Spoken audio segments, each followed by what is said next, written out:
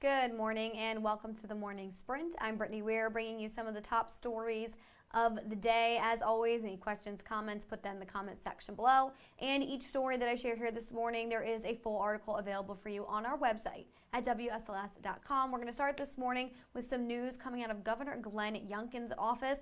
And heartbreaking statistics is what Governor Glenn Youngkin is calling the findings in the most recent Virginia Department of Education report. Well, Youngkin says the Commonwealth has the lowest proficiency standards in the nation in reading and in math. It also shows that 42% of second graders in Virginia aren't reading at their grade level. Well, to get students back on track, the governor says his office has come up with 7 principles, and one focuses on parent and teacher empowerment. A common programming that creates new individualized reading plans implemented in partnership with parents for those students not on track to be on grade level reading by the 3rd grade. School districts in the Roanoke Valley are responding to the report. Roanoke City school leaders say they already have an initiative in place called the Roadmap to Student Success. It focuses on literacy and post-secondary success initiatives, and leaders think it aligns with Governor Youngkin's plans. Let us know your thoughts on this report and what you're seeing at home, maybe what your children are experiencing as well, and what you think the schools should be doing, I guess, to address this report. Well, also an arrest has been made after 2 unloaded guns were found at Westside Elementary School in Roanoke. Well, Roanoke City Public Schools says it took 4 minutes to secure the guns after the initial report that happened on Tuesday morning. We've been following the story all week long.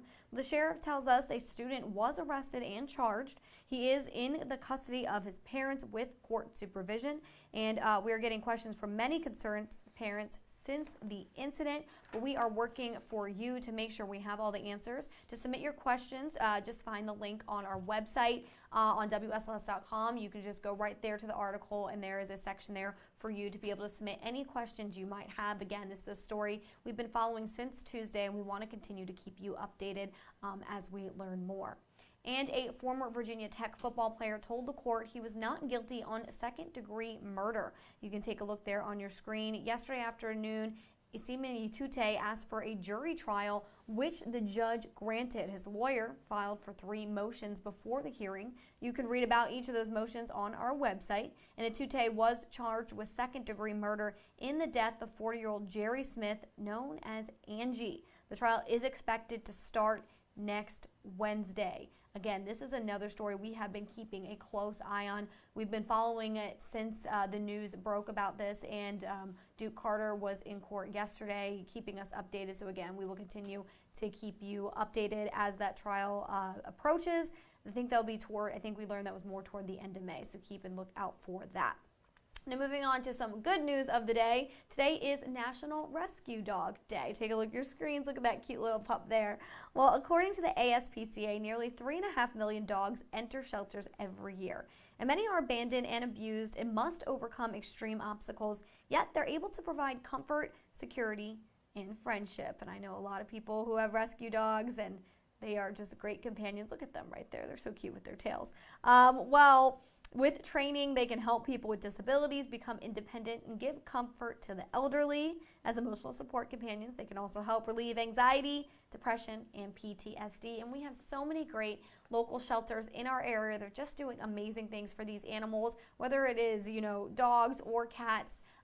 We have some great ones. So if you're looking for a new friend, you can check out and see what they have available and just adopt the dog. Also, let us know if you have adopted before, what your dog's name is, maybe what kind of dog they are and what they like. You can put that in that comment section below. I love hearing all of these stories of people that have reached out to shelters and found their new best friend. I know Angels of Assisi's is always doing great work here in Roanoke. There's also the Lynchburg Humane Society. They have a beautiful facility there, and they have helped out so many dogs, puppies that I've seen, and so just tons. I only mentioned 2, but there are a ton out there. So let us know if you have a cute little rescue pup. Going to take a second and look at any of the comments coming through here this morning. So we have a couple good mornings from Lynchburg. We have Doug, who says he's staying cool and hydrated this morning. Yes, it's going to be a hot one out there today and tomorrow, so make sure you've got the water, the sunscreen, you stay in the shade if possible.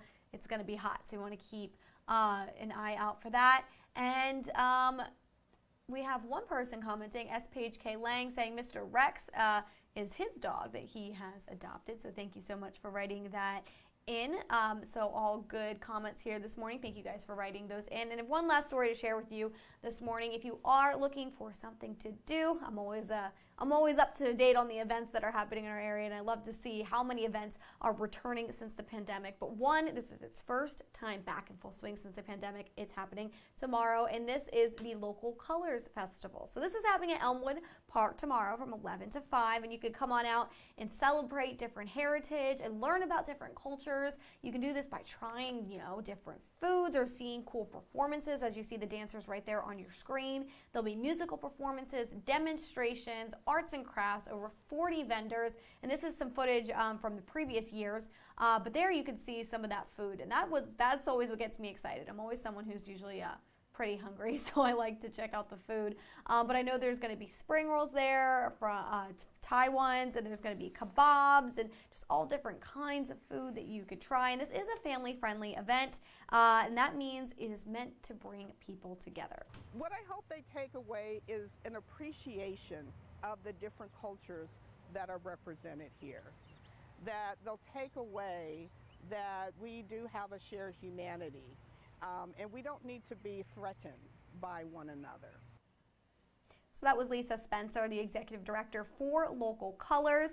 And so this event is free to the public, and something new this year is that they have an international beer garden that is going to be there. So if you're a little thirsty out in that hot sun, they're going to have 5 different beers on drafts from around the world, so you can try those all out. There will also be plenty of picture opportunities. There's going to be a Love Work sign that'll be new this year. It'll be featured, and you can take your picture and use the different hashtags to show off the diversity here in the Roanoke Valley. But just a great way to celebrate culture here and showcase all the different people that we have here in our city, and just where they've come from, and just recognize that and celebrate that. So I think that'll be pretty cool. Also, WSLS is a proud sponsor of the event, so we will also have a table out at Local Colors. Some of our on-air talent will be there. I know our own Japhanie Gray, morning anchor, she will be there emceeing the event, so come out and make sure to say hi at the booth, and let us know how your day's going. And again, it's going to be a hot one, so be prepared for that. But thank you guys so much for tuning in. I hope you have a great Friday, a great weekend. I hope you just get to enjoy it, and I'll see you guys again on Monday at 9 a.m.